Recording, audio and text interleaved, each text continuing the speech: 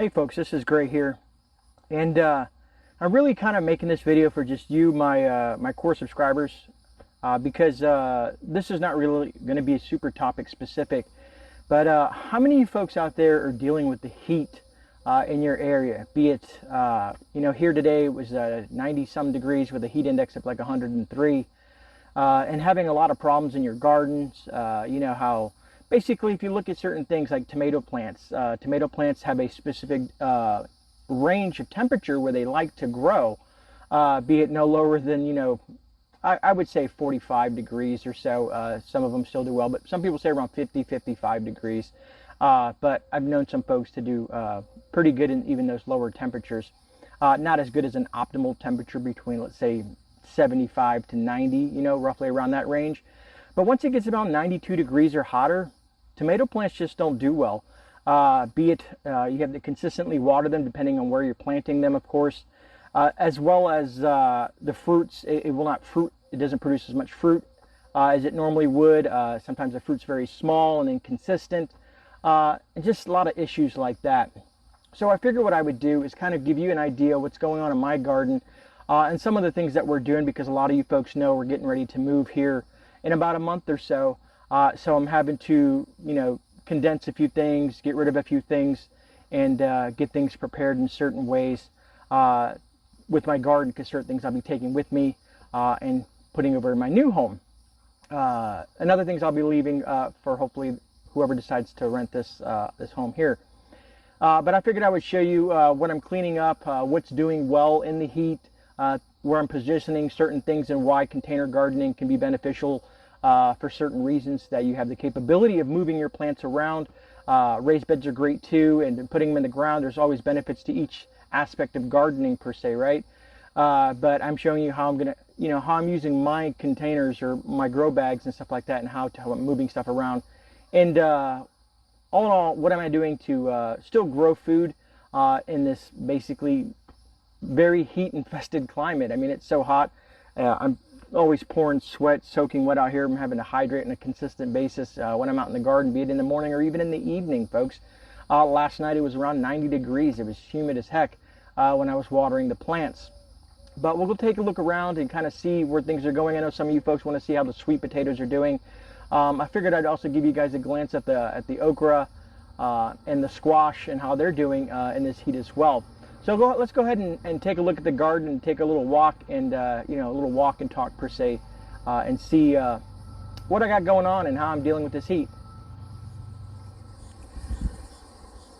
All right, folks, so as you can see here, you guys remember like the beans and the cherry 100 tomatoes and all that stuff I had here. I've been cleaning this stuff up in this area, and it's still pretty hot out. It's roughly 5:30 in the afternoon, and as you can see, that sun is relentless into the aspect. So you can see how this tomato plant is just pretty much had it. I've gotten rid of all the other ones in this area here. It's just not going to fruit. It's not going to do much, folks. So what I'm doing is, okay, so this is a healthy stem here. I'll cut it, or over here in that one there, I'll cut that one. This one's pretty much had it over here. And what I'll do is I'll do what I did with the one earlier, which was about a few weeks ago. I took a trimming or cutting and put it in here, and as you can see, this is a lot more shaded area. There's some basil just growing. Basil grows everywhere in my neck of the woods whenever it decides to. And also, this is going to be the cherry 1 million here. As you can see, it's doing pretty good. I transplanted that the other day. And if you can see all these little things here, what I decided to do is take some basil, some purple and green basil, and scatter it around the plant to kind of circumference this tomato plant, to kind of keep bugs away and stuff like that, any type of preventative measures. It makes a great companion plant. But as you can see here, that's doing pretty good. Anyways, back to spinning around over here. Certain plants are doing well. For instance, the blueberry plant, and I know my shadow is just going to do a bunch of stuff, but the blueberry bush is doing still good. This is in its infantile state. It's about, I would say about 8 months old, or, it's under a year old. I don't expect too much of it. I'm just trying to keep it healthy and going. Another part that's doing well are eggplants. I'm going to try to keep my shadow out of this. The eggplant's doing well. You can see the blooms on there that are doing very good. And there's one that's an eggplant right there that'll produce itself. I can feel it inside there. I think this one, does this one have any eggplants on here? Yeah, we have something here and here, but the eggplant itself is doing pretty good. Where else do we got? Let's take a trip over here to this section here. Move out the way. So in here, folks, this is okra. As you can see, what I have here, let me try to get in here close. So these plants right here, this is the okra here. I have 3 okras growing right here, here, and right over there. Those are my okras. And on the inside of this, if I move around here, this is all your squash. And thank you, Michelle, for giving us these things. My wife loves them. She's putting in the good juice. As you can see, these little things that she can write on. But this is acorn squash here. It's doing well for being partly shaded. We're trying to mess around with some options here because the heat is so intense that things can be very detrimental to a lot of different plants. For instance, we replanted this eggplant because it basically died off, but we wanted to see if we can save it. Kind of what we're doing over here with this one. This one, as you can see, looks pretty bad, but so did that one, and it's starting to come back. You don't ever want to count your plants out, per se, right? I got to do a video on this. I got to do some aka propagation, per se. I got to take these banana plants out to give this one some more because it's taken away from this. And banana plants do great in pairs if you want to have fruit. If you only have a single banana plant, you're not going to get any fruit, at least from my research. This is our other eggplant. I think she does have fruit on here, as you can see down here. So the eggplants are doing pretty good in the heat. This is in direct sun. As you can see, the sun's just right there, and it's doing pretty well. Also, you guys have probably seen some Malabar spinach. Some of it's doing good, some of it's doing okay. But I watched a gentleman the other day. As you can see, this tomato plant's had it. But all in all, it's trying to do what it's trying to do. This is usually a pretty heat tolerant plant. I've seen people do some things with the berries as well, which is pretty cool. And here's our famous watermelon plant. So I harvested the one that I showed you in the last video that I did. We put stockings on them just to kind of prevent the weight because we don't want it to snap off there. I think we have another one. See if I can move over here. Hanging here. She's a little one, about a golf ball size, but we figured we'd at least get it started.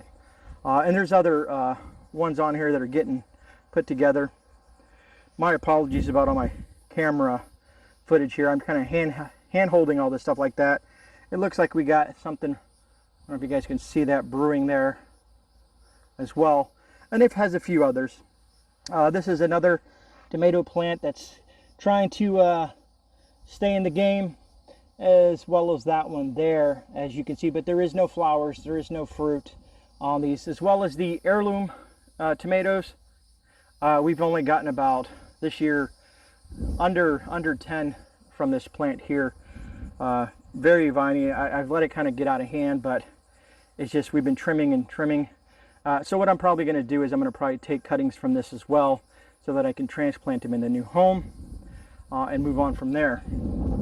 Now, peppers love heat, and a lot of you folks know this. Matter of fact, I got to do some harvesting here. These are the Tabasco, heirloom Tabascos here. You can see they're doing well. We got some green bells and some yellow bells. Peppers are all doing pretty good. See if I can move some of the leaves out the way. What else do we got over here? This is a Cuban pepper. I'm getting better at my names, folks. I'm getting better at the names. That's a Cuban pepper there. You can see that. And then these are ones I always get wrong. These are purple bells. These are purple bell peppers. I like color when I do my peppers. I like to have a bunch of different colors when I prepare meals and stuff.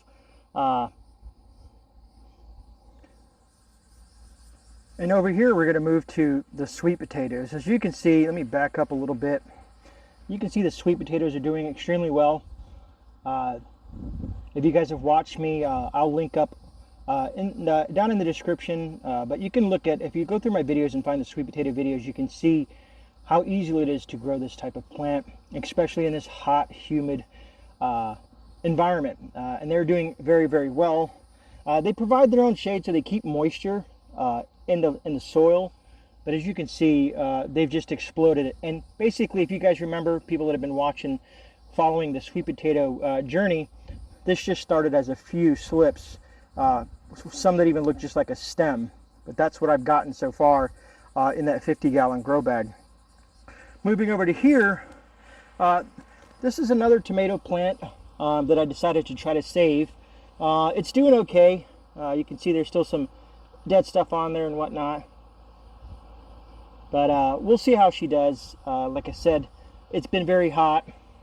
This section over here, if you're wondering what I'm doing with this section, this is the section that plants that are struggling with the heat. I've moved them over to this area because this only gets about 6 hours of sunlight in this area. So it's nice to, again, have grow bags, or let's say a pot, but grow bags and whatnot, so that you can move your plants around due to the sun or other environmental issues. This is the Echinacea, or the purple coneflower. I had to cut a lot of her back as well, just because the heat was, and these things love heat, but it was devastating this plant just because it was too hot. Here's the good old Blackberry, struggling as well with the heat, so I moved that one over. And then of course over here we have the elderberry. This was a a viewer that sent it to me, and I don't know if you guys can see that, but that is about, she's grown about, let's say about 2.5 feet. And then I had to move the Japanese eggplant as well over here due to the fact that it wasn't doing that very good in the heat. But we are starting to get fruit again once I moved the plants around a little bit. But it almost died off. And then these are just some of my plants. The lavender is still not doing good, but it looks like it's starting to come back ever since I moved it over here. But we'll see. You can see there. And plants like this do like heat, but too much heat, not enough water can create havoc. I'm trying to think, that's my Cuban oregano that I've harvested, and I'll show you a little spot what I do with that. Because basically I take the Cuban oregano leaves, this is a succulent, it takes quite some time to dehydrate them, but this is a very strong herb. You can use it medicinally as well as outside of just food. You can use it for like breathing and stuff like that. People have asthma and stuff like that. It opens up their airways, which is nice, but also makes it great for food. All right, so I think that about wraps it up. Let me cut back to me and finish this video. All right, folks. So this video, of course, took a lot longer than I expected because my phone shut down a few times due to the heat. I got to find a better way to, I guess, record and make content outside of just using a phone. But the phone is just extremely portable, and it has nothing to do with gardening, but just my observation in doing this for a while for some of you other content creators out there. Just a little tip that in extreme heat, a phone can create issues. But anyways, folks, the whole reason behind this video is because I know a lot of you folks, per our live streams and per comments, emails, and in the Discord, some of you folks out there are having a lot of trouble in all different parts of the U.S. with heat and the lack of rain. Some of you guys are dealing with too much rain. It's crazy how things can plan. And this is what I mean, is sometimes you're going to have to pivot in your garden. And what I've learned from myself using grow bags, it's a lot easier to pivot in the aspect of being able to move things around a bit. For myself, I talked about this, being a hurricane or a nasty storm, certain fragile plants or other plants that I want to move around or protect, I can easily do that. Even with the 50-gallon grow bags, they have the 2 handles on them, and me and the wife can definitely move these things around when need be. But all in all, I want to give you guys some hope out there that, as you can see, okra, the acorn squash, some of the other plants, the peppers, the eggplants, the watermelon, those things are still doing strong, and they're doing well. I missed a few things. I probably didn't go over as much as I wanted to, but I didn't want to make the video like a half hour long like I usually do. just so that I know you guys are busy. Everyone's busy out there trying to, you know, get prepped up and working in their gardens and stuff, and canning, jarring, and, you know, putting away food. All in all, but my wife did want me to say in regards to the acorn squash, that she tried to grow the acorn squash. She used seeds, right, and kind of grew them in like little cups. I'm pretty sure, you know, you guys have seen them. I save all kinds of different cups. She tried to grow them in there first and then transplant. She didn't have much luck with that. So she did a direct sow into the 50-gallon grow bag and had absolute perfect success. All the other plants died that she tried to transplant. Then she just decided just to direct sow into the 50-gallon grow bag, and those plants are doing amazing. I will keep you guys in the loop. We'll follow up when we do the sweet potato harvest. When the okra starts to produce as well in the acorn squash, I'll give you guys some heads up and what's happening with that. I got a lot of harvesting to do on the pepper plants because I want to cut some of those peppers out of there so that they can produce more. The more you take off there, you know, the more they produce. And I myself love peppers in general. But I'm sitting here trying to think of anything else I wanted to add to this in regards to just the heat. And folks, if you're out in your garden, and be it the middle of the day or early morning or whatever, please be mindful of the sun and your health. You know what I mean? You don't want to, you know, if you're out there by yourself, you don't want to pass out due to the sun beating down on you and you're not properly hydrated. The sun can be very harmful to you, even though how beneficial it is to our gardens as well. So please stay safe, folks. When you're out there gardening, you don't want to put yourself in a bad situation. All in all, like I said, this video is more geared towards you, my viewers, that want to follow my gardening journey and whatnot. This is moving into my second year of gardening. I have big things coming, of course, moving into the new home. We're going to be doing a different style of gardening. We're still doing grow bags, but we're going to add some raised beds and some other things, but I'll get into that another time. Thank you all for joining me on this video. I truly appreciate every single one of you. If you did get any value, I appreciate it. Go ahead and hit that thumbs up button. And look forward to chatting with you guys. I think I'm going to be live tomorrow as usual. I'll give you an update. I just got a lot of things going on. Things are moving very rapidly on all different types of directions. But hopefully I should be able to go live tomorrow per my normal time at 7 p.m. Eastern Standard Time. And that about wraps it up. So, folks, again, remember, folks, you're not alone out there. Be safe. This is GreyMan. I'm out. I'll see you guys on the rebound. God bless.